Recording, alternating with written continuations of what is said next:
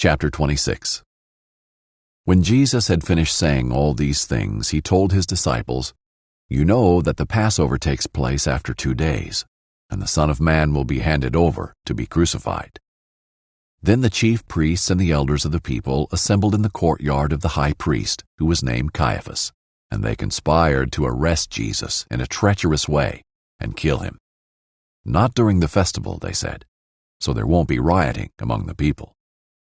While Jesus was in Bethany at the house of Simon the leper, a woman approached him with an alabaster jar of very expensive perfume. She poured it on his head as he was reclining at the table. When the disciples saw it, they were indignant.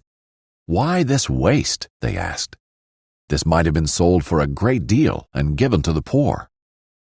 Aware of this, Jesus said to them, "Why are you bothering this woman? She has done a noble thing for me.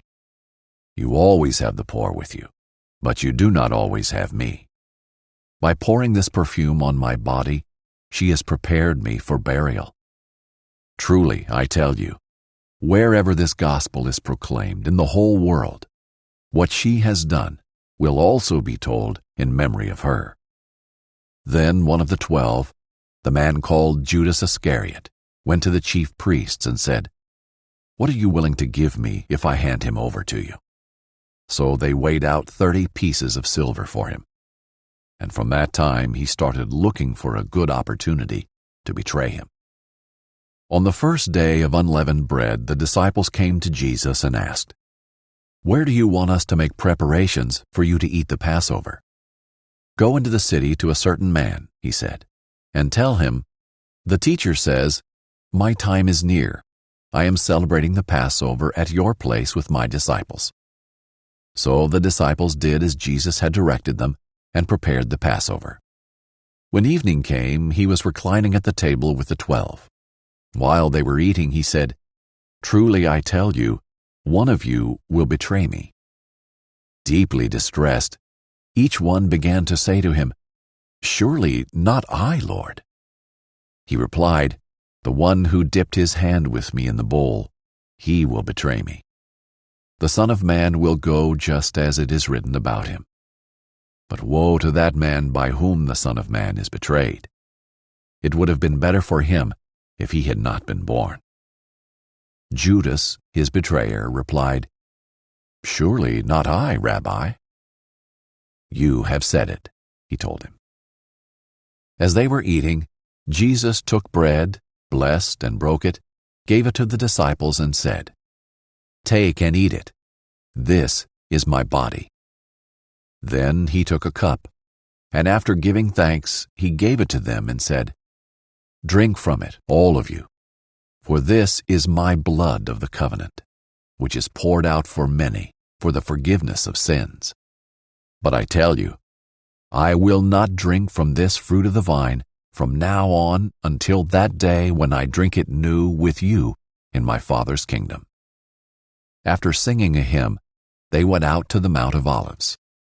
Then Jesus said to them, "Tonight all of you will fall away because of me. For it is written, I will strike the shepherd, and the sheep of the flock will be scattered. But after I have risen, I will go ahead of you to Galilee." Peter told him, "Even if everyone falls away because of you, I will never fall away." "Truly I tell you," Jesus said to him, "tonight, before the rooster crows, you will deny me 3 times. "Even if I have to die with you," Peter told him, "I will never deny you." And all the disciples said the same thing. Then Jesus came with them to a place called Gethsemane, and he told the disciples, "Sit here while I go over there and pray." Taking along Peter and the 2 sons of Zebedee, he began to be sorrowful and troubled. He said to them, "I am deeply grieved to the point of death. Remain here and stay awake with me." Going a little farther, he fell face down and prayed, "My Father, if it is possible, let this cup pass from me. Yet not as I will, but as you will." Then he came to the disciples and found them sleeping. He asked Peter, So couldn't you stay awake with me 1 hour? Stay awake and pray, so that you won't enter into temptation. The spirit is willing, but the flesh is weak." Again, a second time, he went away and prayed, "My Father, if this cannot pass unless I drink it, your will be done." And he came again and found them sleeping, because they could not keep their eyes open. After leaving them, he went away again and prayed a third time, saying the same thing once more. Then he came to the disciples and said to them, "Are you still sleeping and resting? See, the time is near. The Son of Man is betrayed into the hands of sinners. Get up, let's go. See, my betrayer is near." While he was still speaking, Judas, one of the 12, suddenly arrived. A large mob with swords and clubs was with him from the chief priests and elders of the people. His betrayer had given them a sign. "The one I kiss, he's the one. Arrest him." So immediately he went up to Jesus and said, "Greetings, Rabbi," and kissed him. "Friend," Jesus asked him, "why have you come?" Then they came up, took hold of Jesus, and arrested him. At that moment, one of those with Jesus reached out his hand and drew his sword. He struck the high priest's servant and cut off his ear. Then Jesus told him, "Put your sword back in its place, because all who take up the sword will perish by the sword. Or do you think that I cannot call on my Father, and he will provide me here and now with more than 12 legions of angels? How then would the scriptures be fulfilled that say, 'It must happen this way'?" At that time Jesus said to the crowds, "Have you come out with swords and clubs as if I were a criminal to capture me? Every day I used to sit teaching in the temple, and you didn't arrest me. But all this has happened so that the writings of the prophets would be fulfilled." Then all the disciples deserted him and ran away. Those who had arrested Jesus led him away to Caiaphas, the high priest, where the scribes and the elders had convened. Peter was following him at a distance, right to the high priest's courtyard. He went in and was sitting with the servants to see the outcome. The chief priests and the whole Sanhedrin were looking for false testimony against Jesus, so that they could put him to death.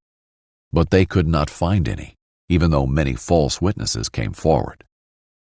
Finally, 2 who came forward stated, "This man said, 'I can destroy the temple of God and rebuild it in 3 days.'" The high priest stood up and said to him, "Don't you have an answer to what these men are testifying against you?" But Jesus kept silent.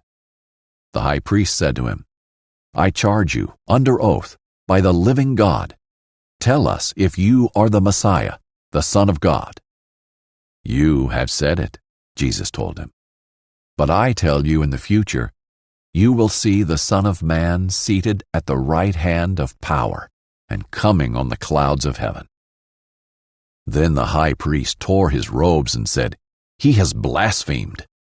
Why do we still need witnesses? See, now you've heard the blasphemy. What is your decision?" They answered, "He deserves death."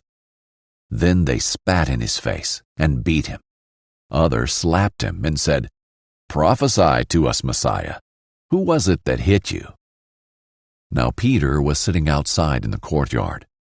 A servant girl approached him and said, "You were with Jesus the Galilean too." But he denied it in front of everyone. "I don't know what you're talking about." When he had gone out to the gateway, another woman saw him and told those who were there, "This man was with Jesus the Nazarene." And again he denied it, with an oath, "I don't know the man." After a little while, those standing there approached and said to Peter, "You really are one of them, since even your accent gives you away."